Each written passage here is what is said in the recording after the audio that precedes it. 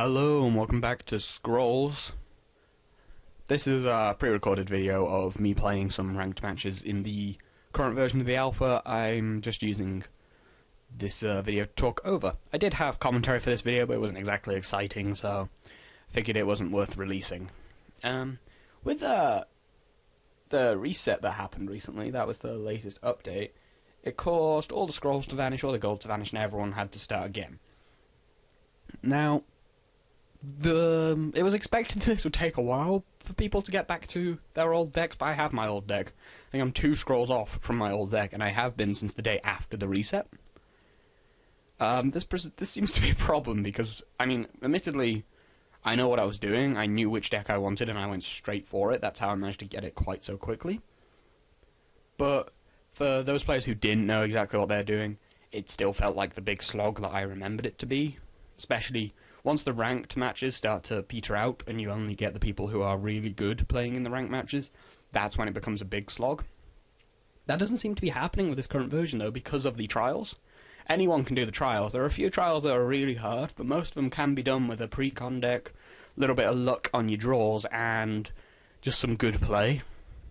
And that gold is invaluable.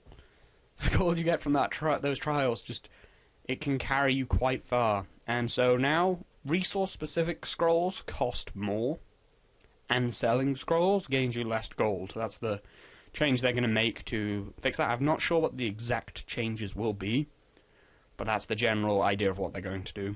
And Imperial Resources is being debated as being nerfed. It seems quite powerful, so that reminds me, in the last update, no, the update before last, Fate's Blessing became a micro end of reason. You could use it instead of healing an idol, it dealt damage equal to the countdown of a creature sacrificed to all creatures on the same row. That was really powerful. But back then it said unit, not creature, meaning it was also cast on mangonels and clock libraries, and they realised that was a bit powerful for 3. They didn't want to make it more expensive or change it much more, so they just changed it so now you can only target creatures with it. Which I think is a reasonable change. We don't know what's going to happen with creatures in the future, but like an 8 countdown creature could exist, and that could be a decay thing, since their creatures will be slower. Now, the big news that's happened recently is that the release data of beta has been announced. It is the 3rd of June, which is next Monday, if you're watching this video on the day that I upload it. And it will cost £13, €15, or $20 at beta. And like most Mojang games, it will probably cost more on launch.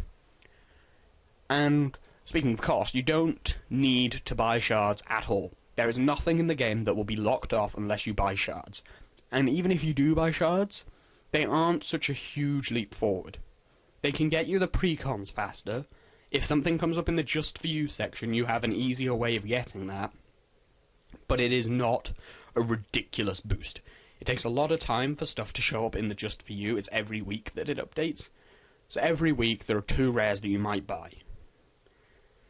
It's not a huge amount. Most of the stuff you will buy with shards will be cosmetic, but none of that's implemented yet. Most people who bought the 2,900 shard pack in alpha haven't been able to spend a large chunk of it, so it's nothing too unbalanced.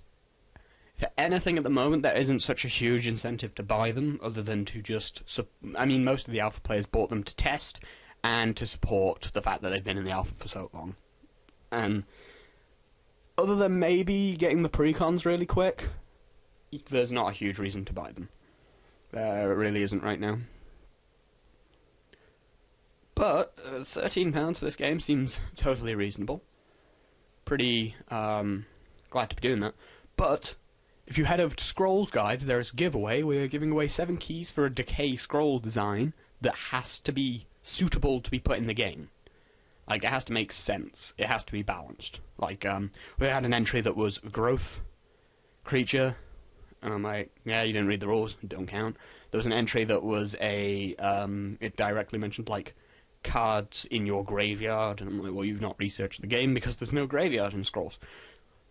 So it has to make sense. It requires knowledge of the game, and you'll get, I think it's Thursday that we're giving away those keys, and that will give you time to play the game for a long weekend, get to know the game a bit better, maybe do some stuff during the Sunday Owl stream, and then you'll be getting the game for free when it enters beta as well. So there's still an incentive to enter that competition.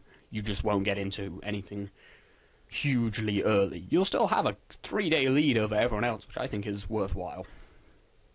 There is a trailer for the full beta release of Scrolls, and I'll link that in the description if you want to go watch that. Not a large amount of clues on all the art used in that. A lot of it is still unknown, so I'm not sure what they are and why they are, around, but they're being teased and used in that. I mean, it's taken a very long time for the art from the original trailer to actually show up.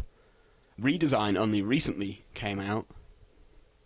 I think I've covered everything, and I'm going to leave you here. I'm thinking about uploading just some gameplay video with some fairly dull commentary just to get some more videos out there. I may do that over the course of this week. We'll see. But thanks for showing up to this quick update video, and I'll see you next time.